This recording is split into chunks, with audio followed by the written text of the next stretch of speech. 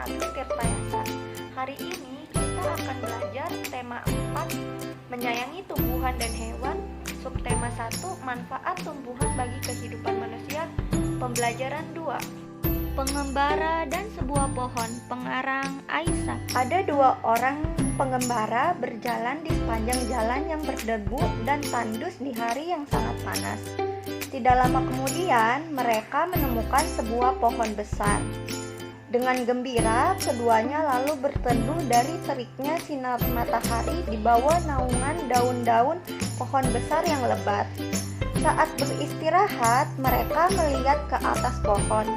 Salah seorang pengembara berkata kepada teman seperjalanannya, "Betapa tidak bergunanya pohon besar ini.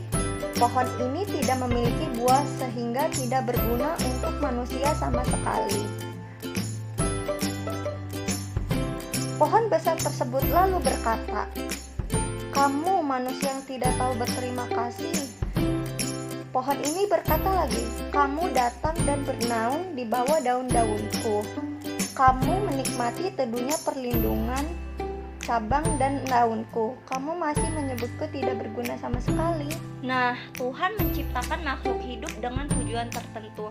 Setiap makhluk hidup bermanfaat untuk makhluk hidup lainnya. Tumbuhan bermanfaat untuk manusia, hewan juga memiliki banyak manfaat untuk manusia. Bagaimana sikap manusia terhadap tumbuhan dan binatang? Coba adik-adik jawab pertanyaan ini ya. Nah, iya betul. Sikap manusia terhadap tumbuhan dan binatang itu, kita harus menyayangi mereka. Kita juga harus merawat mereka dengan baik.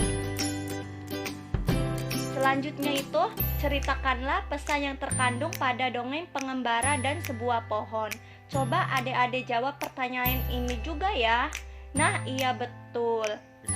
Pesan yang terkandung dalam pengembara dan sebuah pohon itu bahwa Tuhan menciptakan makhluk hidup dengan tujuan tertentu. Setiap makhluk hidup bermanfaat untuk makhluk hidup lainnya, sehingga kita harus belajar untuk selalu bersyukur. Nah, setelah membaca dongeng pengembara dan sebuah pohon, kita belajar untuk selalu bersyukur. Dengan sikap bersyukur, kita dapat menyayangi makhluk hidup. Dan simaklah dialog di bawah ini. Kenapa ayah sering mengucapkan terima kasih? Berterima kasih termasuk orang yang selalu bersyukur. Apa hubungannya berterima kasih dengan bersyukur, ayah? Ada dong, berterima kasih itu salah satu cara kita bersyukur. Orang yang selalu bersyukur adalah orang yang rendah hati. Kebalikannya, orang yang tidak bersyukur adalah orang yang sombong. Apa kita juga berterima kasih kepada tumbuhan dan hewan? Bagaimana caranya? Iya, kita juga perlu berterima kasih kepada tumbuhan dan hewan. Caranya berbeda dengan cara kita berterima kasih kepada manusia. Jika kita berterima kasih kepada tumbuhan, maka kita merawat tumbuhan dengan baik. Tumbuhan diberi air, pupuk, dan sinar matahari yang cukup. Kita juga tidak memetik bunga dan daun-daun sembarangan. Bagaimana terima kasih kepada hewan? Cara berterima kasih kepada hewan yaitu dengan menyayangi hewan. Kita memberi makan atau minum hewan-hewan. Kita tidak menyiksa hewan. Orang yang pandai bersyukur akan disukai teman-teman. Tuhan juga mencintai orang yang pandai bersyukur. Nah, adik-adik, setelah membaca dialog di atas, jawablah pertanyaan di bawah ini ya. 1. Untuk apa kata terima kasih diucapkan? Coba adik-adik jawab pertanyaan ini ya. Nah, iya pinter.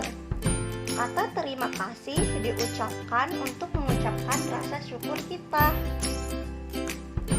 Yang kedua, apa yang dirasakan saat kita mengucapkan terima kasih? Coba adik-adik jawab pertanyaan ini juga ya. Nah, iya pinter.